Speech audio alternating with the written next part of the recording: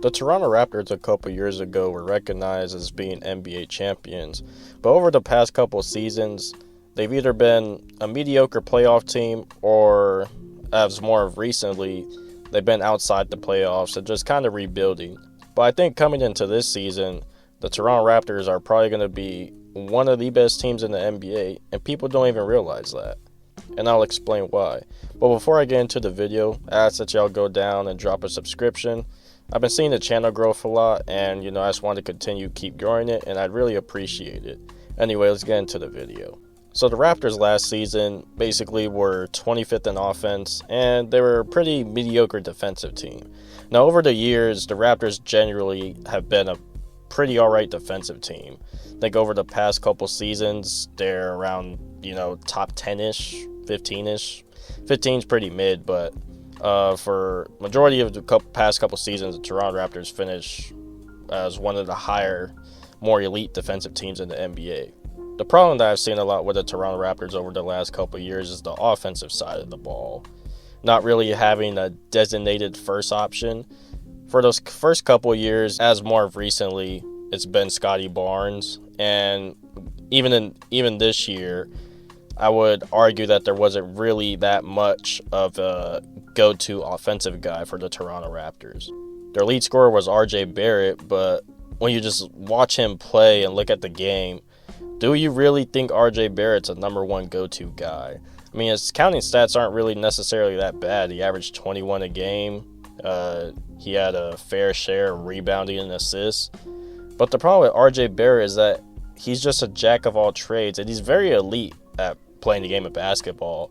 But the type of player that he is, there's not really anything he's good at, and there's not necessarily anything he's bad at. And it kind of caps him out as a player, because can we see him make an all-star leap? I mean, potentially. When the season started, I think RJ was averaging like 26 and 8 for the first miniature stretch of the season. But eventually he just came back down to earth and, finished the season off with his counting averages. And he has games here and there where, you see the flashes of this slashing 6'7" combo guard that could get to wherever he wants, could get to the free throw line, knock down his free throws, and, be consistent from three. I'd say one factor of RJ Barrett's game that really hasn't changed is the three ball. It's pretty inconsistent, shot around 34% this season. And yeah, I think RJ, the player that he is right now, that's kind of the player that he is. And there's nothing wrong with that, but when you're looking to him to, potentially be your first option or your second option, you're not really going to find that with RJ Barrett. And that kind of goes into my next topic, the Brandon Ingram trade. I do think this trade's pretty beneficial. I know a lot of people, they seen Brandon Ingram go to Toronto, they're like, well, it's just Brandon Ingram. But I think it's pretty deeper than that. I'm really interested in seeing what Brandon Ingram can do, because like I said, there's not really a first option on this team right now. You could say it's Scotty Barnes, but when you look at his counting stats this year, they're not really, that eye-popping to you. I mean, his all-star season the season before, he averaged 20 points per game. He shot the ball way better. He shot 48%. This season, he only shot 45%. And I get that he was injured, for a part of the season. But this season is really going to define Scotty Barnes. Is he really a go-to guy for the Toronto Raptors? Or is he just better suited in just this designated second option role? But Brandon Ingram starts the year out, being the main guy on offense, taking 20 shots a game, averaging 25, 27 points per game. I think Brandon Ingram has the capabilities to do that. And I think his ability to just shoot the three, catch and shoot threes, take it off the dribble in the mid-range area. He's one of the best mid-range scorers in the NBA. I think his game just adds a different level of variety for the Raptors offense. And not to mention Emmanuel Quickley. He's just going to have the green light to shoot all the pull-up threes he wants. And in a sense, he kind of reminds me of Tyrese Maxey, just on a lesser volume. He doesn't get as much shots as Tyrese Maxey gets. But Emmanuel Quickley could go out and get you 30 points a night if he really wanted to. He probably wouldn't be the most efficient, but he's that kind of guy. He's a very hot, streaky spark plug dude. But just looking at the Raptors team in general, I mean, you have Emmanuel Quickley, Scotty Barnes, Brandon Ingram, Jakob Poeltl, Jacoby Walter, Grady Dick.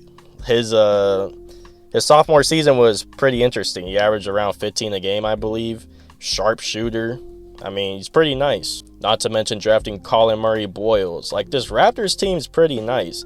And looking at the picture of the Eastern Conference next year, I mean, there's not really anything holding them back from being one of the best teams in the East. No, I'm not saying they're going to compete for a championship, possibly. I mean, I am a Raptors fan, but, even I'm not that delusional. But I would not be surprised if the Toronto Raptors were maybe a top 5 seed in the East next season. I'm looking around, and I don't really see teams that can really compete with them.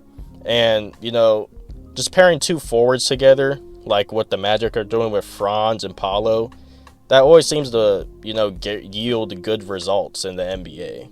Now, it could just be another year of, just being mediocre, maybe still potentially making the playoffs at like a lower seed. But I think Toronto, it's time for them to take that jump again, get back into serious playoff contention, and just be one of the more recognized teams around the league. Because for the past couple years, they kind of just been chilling on the back burner. People haven't really been talking about them like that. But anyways, that's the end of my video. Let me know your thoughts in the comments below. Like, subscribe, try and grow this channel day by day, and I'll catch y'all next time.